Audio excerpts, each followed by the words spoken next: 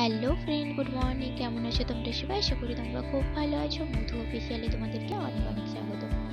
এটা আমার first mini blog. অনেকদিন ধরে ভাবছিলাম যে ব্লগ স্টার্ট করবো, কিন্তু কী নিয়ে করবো সেটাই মাথায় আসছিল না। তো তারপর ভাবলাম যে একটা মিনি ব্লগ তো করা যেতেই পারে। ভিডিওটা আগে থেকে আমার করা ছিল, কিন্তু এডিটটা করা ছিল না। চলো আনবক্স করতে থাকি এবং তোমরা দেখতে থাকো।